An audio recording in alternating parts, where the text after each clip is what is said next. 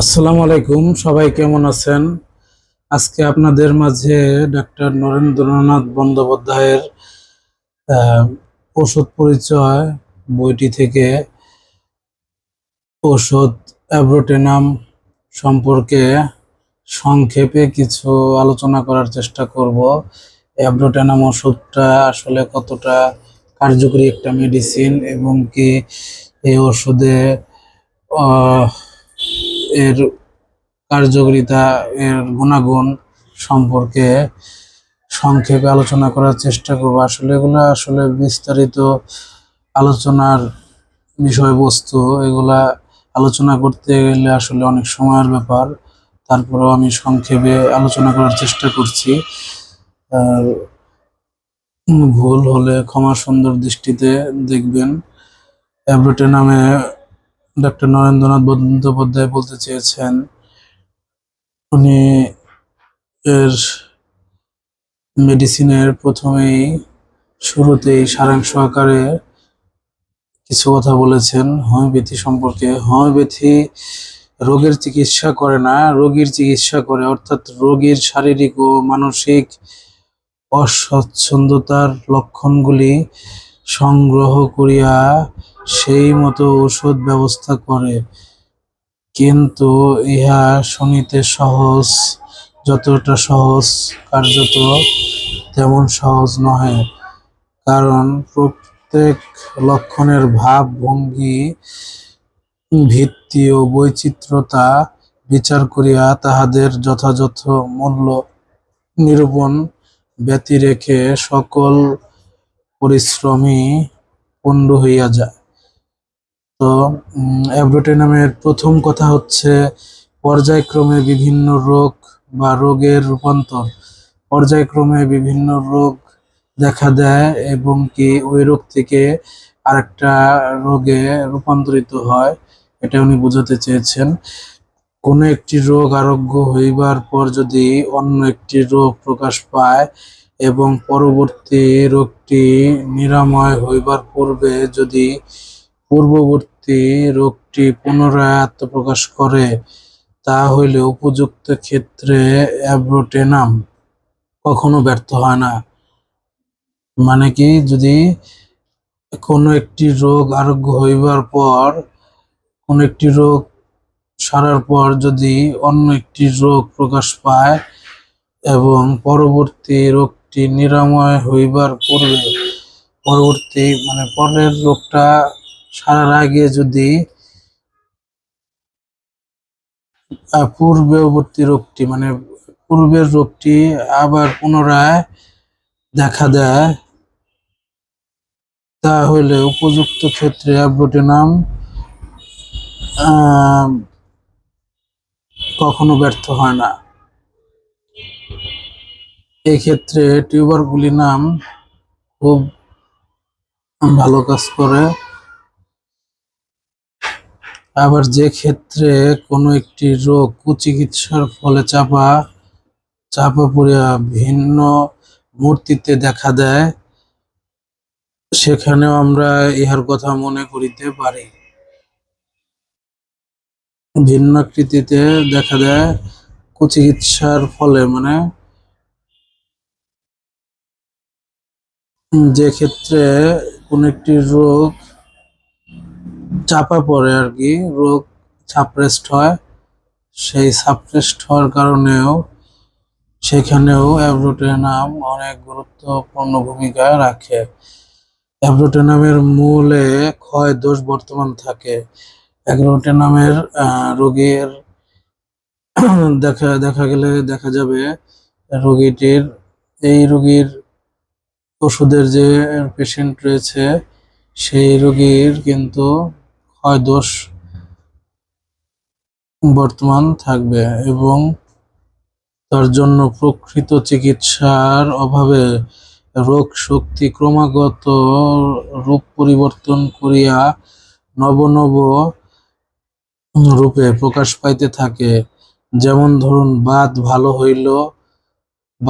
হইবার পর উদ্রাময়, বা অর্শ ভালো হইবার পর আমাশয়, কিংবা কর্ণমূল প্রদাহ ভালো হইবার পর অন্ডকোষ প্রদাহ, মানে একটা ভালো হইতে হইতে না হইতেই অন্য একটা রোগ দেখা দিল। ঠিক আছে, এর ক্ষেত্রে এর বিশেষ ভূমিকা অবশ্য। রোগীর নিকট হইতে এ সম্বন্ধে আমরা কিছুই আশা করিতে পারি না। যতক্ষণ সে বাতে ভুগতেছিল ততক্ষণ সে জানিত তাহার বাত হইয়াছে, এবং এক্ষণে যখন তাহার বাত ভালো হইবার অব্যবহিত হইবার পরেই অর্শ বা উদ্রাময় দেখা দিল, তখন সে বুঝিল না যে সে কুচিকিৎসার ফলেই তাহার রোগটি বাত রূপ ত্যাগ করিয়া অর্শ বা উদ্রাময় রূপে আত্মপ্রকাশ করিয়াছে। মানে একটা রোগ থেকে উনি, যে রোগীটার বাত ছিল, সে বাত ভালো হওয়ার পর ভাবলো যে আমার বাত ভালো হয়ে গেছে, এখন অর্শ রোগ দেখা দিয়েছে। আসলে বিষয়টা তার না। আসলে তার কুচিকিৎসার ফলে মানুষ যে বিভিন্ন ধরনের কুচিকিৎসা অপচিকিৎসায় আহ, অর্থ ব্যয় করে থাকে, এই সমস্ত কারণে এগুলো ব্যয় করতে করতে, এই চিকিৎসা করতে করতে দেখা যায় যে তার আম, বাত ভালো হওয়ার পর আবার অর্শ পাইলস দেখা দিল। উনি ভাবলো যে আমার বাত ভালো হয়ে গেছে, অর্শ দেখা দিয়েছে। আসলে তা নয়, সব সকল ক্ষেত্রে।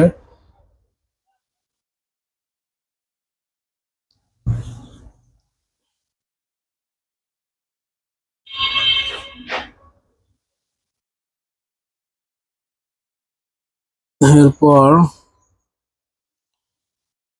তখন সে বুঝিল না যে উদ্রাময় রূপে আত্মপ্রকাশ করিয়াছে, কিন্তু চিকিৎসক এ সম্বন্ধে অনভিজ্ঞ হলে চলবে না। রোগ, রোগী এবং ঔষধের চরিত্র সম্বন্ধে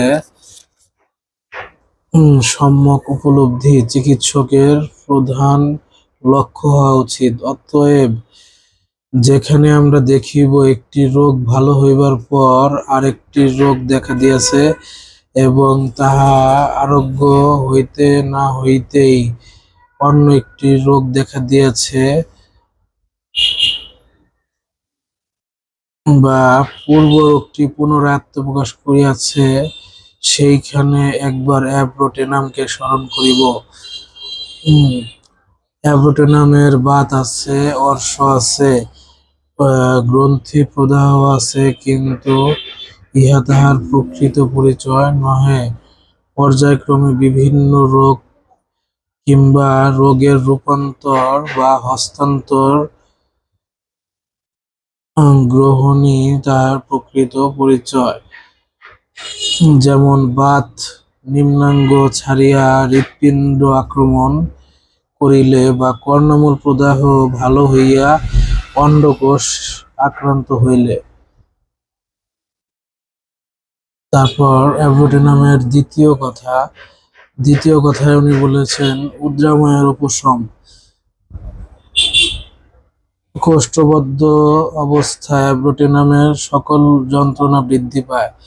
যদি রোগীর কোষ্ঠবদ্ধতা, কোষ্ঠকাঠিন্য থাকে, তাহলে তার সকল যন্ত্রণা বৃদ্ধি পায়, এবং উদ্রাময় দেখা দিলেই যন্ত্রণার উপশম হয়। পূর্বে যে পর্যায়ক্রমে বিভিন্ন রোগের উল্লেখ করা হইয়াছে, তাহার সহিত এই কথাটিও মনে রাখিবেন। কোন কথাটা? পূর্বের রোগের সাথে এই রোগ উদ্রাময়ের কথাটাও মনে রাখিতে হইবে। বাতের ব্যথাই হোক বা অর্শই হোক, অ্যাব্রোটেনামের যন্ত্রণা কোষ্ঠবদ্ধতা অবস্থায় বৃদ্ধি পায়। বাতের ব্যথাই হোক বা অর্শই হোক, অ্যাব্রোটেনামের যন্ত্রণা কোষ্ঠবদ্ধ অবস্থায় বৃদ্ধি পায়, এবং উদ্রাময় দিলেই উপশম হয়, উদ্রাময় দিলেই উপশম হয়। অতএব যেখানে দেখিবেন রোগী বিভিন্ন রোগে কষ্ট পাইতেছে, কিন্তু উদ্রাময় দেখা দিলেই তাহাদের উপশম হয়, সেখানে একবার ইহাকে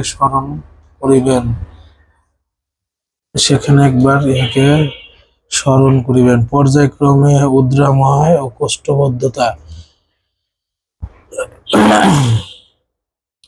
পর্যায়ক্রমে উদ্রাময় কোষ্ঠবদ্ধতা যাদের দেখা গেছে যে পর্যায়ক্রমে উদ্রাময় থাকে, মানে পাতলা পায়খানা, বদহজম থাকে, আহ, ও তার সাথে আবার কোষ্ঠবদ্ধতা থাকে। অ্যাব্রোটেনামের তৃতীয় কথাতে কি বলেছেন? ক্ষয় দোষ বা প্রবল ক্ষুধা সত্ত্বেও দেহ শুকাইয়া যাওয়া। ক্ষয় দোষ বা প্রবল ক্ষুধা সত্ত্বেও দেহ শুকাইয়া যাওয়া। অ্যাব্রোটেনামের চরিত্র সমালোচনা করিলে দেখা যায়, ইহা ক্ষয় দোষের একটি বড় ঔষধ। অবশ্য ইহার প্রথম কথা তাহার প্রকৃষ্ট নিদর্শন। আমাদের বোঝা উচিত যে, কোন রোগ নিয়মিতভাবে পুনঃ পুনঃ প্রকাশ পাইতে থাকিলে সেই রোগের ভিত্তি দৃঢ়। পর্যায়ক্রমে বিভিন্ন রোগ পরিচয় আমরা পাই।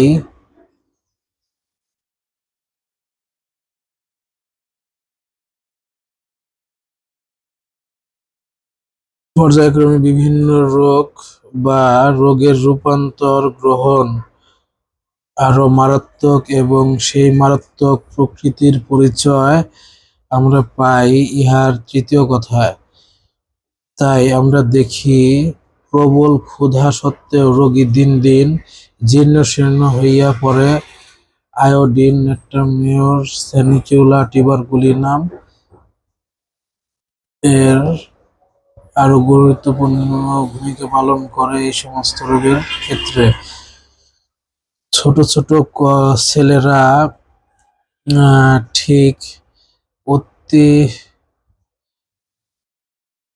ছোট ছোট ছেলেরা ঠিক অশীতিপর বৃদ্ধের মতো দেখায়, অর্থাৎ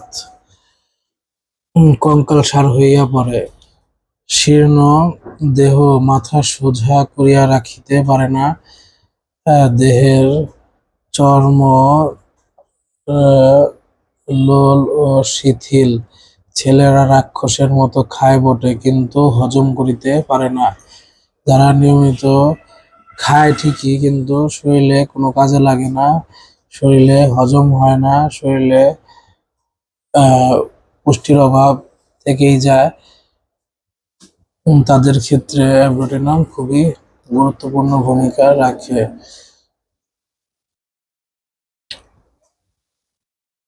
প্রচুর পরিমাণে মলত্যাগ করে কিংবা পর্যায়ক্রমে উদ্রাময় ও কোষ্ঠবদ্ধতা দেখা দেয়।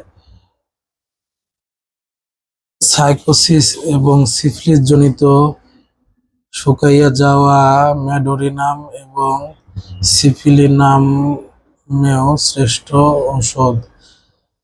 সাইকোসিস এবং সিফিলিস জনিত শুকাইয়া যাওয়া ম্যাডোরিনাম এবং সিফিলিনামেও শ্রেষ্ঠ ঔষধ। শুকাইয়া যাওয়া প্রথম পদোদয় হইতে আরম্ভ হয়। আয়োডিন, টিউবারকুলিনাম রিকেট বা পুড়ে পাওয়া ক্ষয় দোষেরই নামান্তর। পুষ্টিকর খাদ্যের অভাব ইহার অন্যতম কারণ হইলেও পিতামাতার মধ্যে পানদোষ এবং যৌনব্যাধি ইহার মূল কারণ। পিতামাতার মধ্যে পানির দোষ এবং যৌনব্যাধি ইহার মূল কারণ। শুধু রিকেট কেন, সন্তান সন্ততির জীবনব্যাপী যাবতীয় চিররোগের মূল কারণেই তাহা। অতএব এরূপ প্রকৃতির পিতামাতা সংসারে নিশ্চয়ই অবাঞ্ছনীয়। যা হোক, এক্ষেত্রে শয়ন করিবার অব্যবহিত পরে শিশুকে স্তন্যদান খুবই অন্যায়, এবং শিশু যতদিন স্তন্যপায়ী থাকিবে ততদিন জননীর পুনরায় গর্ভসঞ্চার কোন মতেই বাঞ্ছনীয় নহে। পিতামাতা বিষয়টা বোঝার রয়েছে।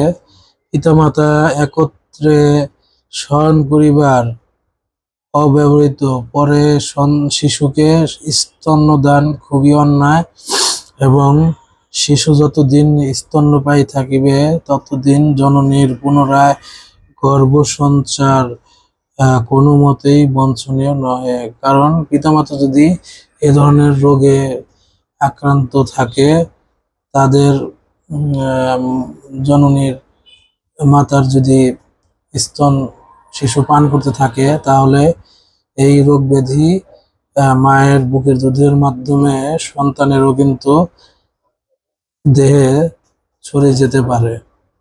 তাই এই ঔষধ এই সকল সমস্যাকে প্রতিরোধে অনেক গুরুত্বপূর্ণ ভূমিকা পালন করে। আরো একটি কথা, এই যে শিশুকে ক্রমান্বয়েই কোনো ক্রমেই কৃত্রিম খাদ্য যেমন গ্ল্যাক্সো, হরলিক্স প্রভৃতি খাইতে দেওয়া উচিত নহে। শিশুকে কোনো ক্রমে কৃত্রিম খাবার, হরলিক্স, কমপ্লেন, গ্ল্যাক্সো এগুলো খাইতে দেওয়া উচিত নহে। অথচ আমরা প্রতিনিয়তই এগুলো বাচ্চাদের খাওয়াতে থাকি, ভাবি যে এগুলো খাওয়ালে বাচ্চাদের শরীর অনেক সুস্থ, অনেক সবল থাকবে। আসলে কিন্তু তা না। যদিও আজকাল অনেক স্বাস্থ্য পাঠের মধ্যে বিদেশি বইয়ের নকল করিয়া খাদ্য তালিকা দেওয়া হয়, কিন্তু আমাদের মনে রাখা উচিত শীত প্রধান দেশে যাহা উপযুক্ত, গ্রীষ্ম প্রধান দেশে তাহা উপযুক্ত না হওয়ার সম্ভাবনাই বেশি। মানে যে দেশে শীত প্রধান দেশে যেগুলো উপকারী, যেগুলো কিনা উপযুক্ত, সেগুলো কিন্তু আমাদের দেশে গ্রীষ্ম প্রধান দেশে সেটা কিন্তু উপযুক্ত নয়। ঠিক আছে, এটাই হওয়ার সম্ভাবনাই বেশি। অতঃপর আজকাল জননীরা যে ফিডিং বোতল ব্যবহার করেন, তাহাও যে কত বিপজ্জনক তাহা বলাই বাহুল্য। জননীরা আজকাল মায়েরা যে ফিডিং বোতল ফিডার ব্যবহার করেন, হ্যাঁ, ইহা যে কতটা বিপজ্জনক কি কারণে তা বলাই বাহুল্য। এগুলোর ব্যাখ্যা করতে গেলে আসলেই অনেক সময় সাপেক্ষ ব্যাপার, বিস্তর আলোচনা করতে গেলে অনেক সময়ের ব্যাপার। যাই হোক, আমরা পরবর্তী লাইনে চলে যাই। অ্যাব্রোটেনামের চতুর্থ কথা, বাচালতা। পূর্বে বলিয়াছি, অ্যাব্রোটেনামের চরিত্রগত লক্ষণ দেখিয়া মনে হয় ইহাতে ক্ষয়-দোষের যথেষ্ট পরিচয় আছে। এক্ষণে তাহার বাচালতা দেখিয়া সে সম্বন্ধে আমরা আরো নিঃসন্দেহ হইতে পারি। দারুণ দুর্বলতার সহিত শিশুদের এক প্রকার ক্ষয়জনিত জ্বর, শিশু উঠিয়া দাঁড়াইতে পারে না। অনেক ধরনের সমস্যা শিশুদের দিন দিন দেখা দিতে থাকে। বাত নিম্নাঙ্গ ছাড়িয়াও হৃৎপিণ্ড আক্রমণ করে। এক্ষেত্রে লিডাম মেডোরিনাম ভালো কাজে দেয়। তারপর সদ্যজাত শিশুর নাভি হইতে রক্তপাত। অনেক বাচ্চাদের দেখা যায় যে নাভি থেকে রক্তপাত হয়, নাভি থেকে রক্তপাত হচ্ছে, কিন্তু তার কিন্তু কোনো সহজ সমাধান কিন্তু বাবা মারা কিন্তু সহজে পায় না। ঠিক আছে, সেক্ষেত্রেও এখানে এই মেডিসিনের ক্ষেত্রে দেখা যায় যে শিশুর সদ্যজাত বাচ্চার নাভি হইতে রক্তপাত হতে থাকে। এতে করে সন্তানের বাবা মারা, পিতামাতারা তারা অনেক দুশ্চিন্তাগ্রস্ত হয়ে পড়ে। হাইড্রোসিল বা কুরুন্ড আক্ষেপ বা মূল বেদনার পর অঙ্গ প্রত্যঙ্গের শিরা টানিয়া ধরা, গেটে বাত গ্রন্থি ফুলিয়া আড়ষ্ট হইয়া ওঠে। গেটে বাত, গিটে গিটে বাত দেখা দেয়, গ্রন্থি ফুলিয়া আড়ষ্ট হইয়া ওঠে, কোনরূপ নড়াচড়া করিতে পারে না। আক্রান্ত স্থান ফুলিয়া যাইবার উঠিবার পূর্বে দারুণ যন্ত্রণা ও প্রবল জ্বর। উদ্রাময়, আমাশয়, অর্শ ইত্যাদি স্রাব চাপা পড়িয়া কটিবাত, রাত্রে বৃদ্ধি, নড়াচড়ায় উপশম,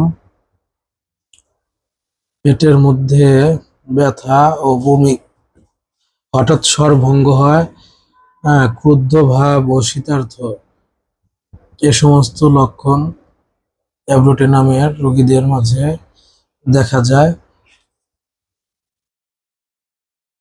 প্লুরিসি, যেখানে অ্যাকোনাইটোব্রায়নের পর আক্রান্ত স্থলে চাপিয়া ধরার মতো বাতরোধ হইতে থাকে এবং শ্বাস প্রশ্বাস কষ্টকর হইয়া ওঠে, রূপান্তরিত প্লুরিসি।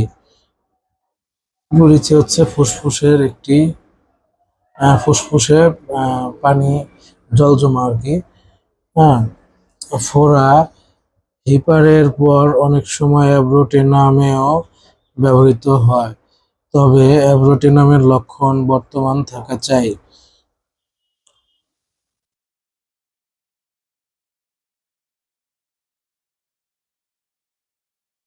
আরো কিছু এখানে সদৃশ্য ঔষধাবলীর পর্যায়ক্রমে বিভিন্ন রোগের ক্ষেত্রে বর্ণনা করা হয়েছে। পর্যায়ক্রমে বাত, অর্শ, আমাশয় বা উদ্রময় হলে অ্যান্টিম ক্রুড, সিমিসিফিগা, ক্যালিবাইক, ডালকামারা, ম্যাডোরিনাম। পর্যায়ক্রমে নেবা বা ঋতুরোগ, সায়ানোথাস। পর্যায়ক্রমে কাশি ও অর্শ, ইউফ্রেশিয়া। পর্যায়ক্রমে ঋতুস্রাব ও মাথা ব্যথা হলে ল্যাকেসিস, জিঙ্কাম, গ্লোনিন। পর্যায়ক্রমে বহুমূত্র ঋতুস্রাব হইলে ইউরেন নাইট্রিকাম। পর্যায়ক্রমে শোথ ও উদ্রাময় হলে অ্যাপোসাইনাম, ম্যাডোরিনাম, মার্কসল। পর্যায়ক্রমে স্মৃতিভ্রষ্ট এবং উদ্রাময় হলে অ্যাসিড-ফস। পর্যায়ক্রমে ব্রঙ্কাইটিস ও উদ্রাময় সেনেগা। পর্যায়ক্রমে গেটে বাত ও হাঁপানি হলে সালফার। পর্যায়ক্রমে চর্মরোগ ও হাঁপানি হলে হিপার, ক্যামোমিলা, ক্যালমিয়ালেট, sulphur, lachesis, mezereum, croton tig, rhus tox. পর্যায়ক্রমে বিভিন্ন ধরনের এইভাবে রোগ হতে থাকলে পর্যায়ক্রমে এই ধরনের ক্রমিকভাবে মেডিসিনগুলো এভাবে আসতে থাকে এবং কিভাবে চিকিৎসা করলে এ ধরনের সমস্যা থেকে সহজেই মুক্তি পাওয়া যায়।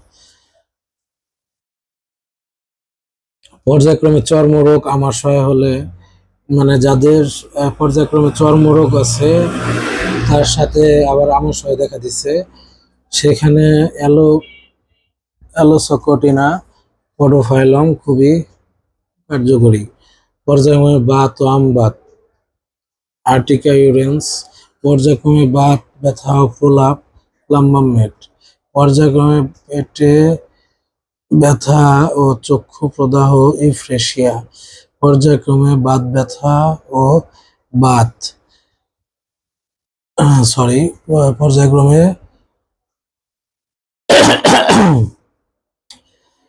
পর্যায়ক্রমে মাথা ব্যথা ও বাত আর্সেনিক লাইকোপোডিয়াম। পর্যায়ক্রমে পেটে ব্যথা ও বাত ক্যালিবাই প্লাম্বাম। পর্যায়ক্রমে সর্বঙ্গ সাথে হৃদস্পন্দন হলে অক্সালিক অ্যাসিড। পর্যায়ক্রমে শীতকালে ক্রুপ কাশি ও গ্রীষ্মকালে সাইটিকা হলে স্টেফিসেগ্রিয়া। তো এভাবে যদি পর্যায়ক্রমে রোগ হতে থাকে তাদের ক্ষেত্রে এইভাবে ওষুধ পর্যায়ক্রমে কাজ করে। পর্যায়ক্রমে বমি ও আক্ষেপ হলে সিকিউটা। পর্যায়ক্রমে বাত ও বমি অ্যান্টিমক্রুড ক্যালিবাই অ্যানজোইক অ্যাসিড স্যাঙ্গুইনেরিয়া। পর্যায়ক্রমে চর্মরোগ ও উদ্রাময় ক্রোটনটিক। পর্যায়ক্রমে চর্মরোগ ও কাশি হলে ক্রোটনটিক। পর্যায়ক্রমে চর্মরোগ বাত হলে ক্রোটনটিক স্টেফিসেগ্রিয়া। তো এইভাবে হোমিওপ্যাথিক ওষুধ এভাবে গুরুত্বপূর্ণ ভূমিকার সাথে কাজ করে থাকে। তো এইভাবে যদি যাদের এ ধরনের সমস্যা আছে, পর্যায়ক্রমে বারবার এক রোগ থেকে আরেক রোগ হয় এবং এই রোগের সারে না, রোগ হতেই থাকে, রোগী দিন দিন শুকিয়ে যেতে থাকে, খাওয়া দাওয়া সম্পূর্ণ খাবার দাবার ভালো মতো খাওয়া দাওয়া করলেও দিন দিন রোগী শুকিয়ে যেতে থাকে, তাদের ক্ষেত্রে এই অ্যাব্রোটেনাম, সিফিউগা এই ধরনের ওষুধ গুরুত্বপূর্ণ ভূমিকা পালন করে ও রোগীকে এই ধরনের সমস্যা থেকে পরিত্রাণ দেয়। সবাইকে ধন্যবাদ, ভালো থাকবেন। আসসালামু আলাইকুম।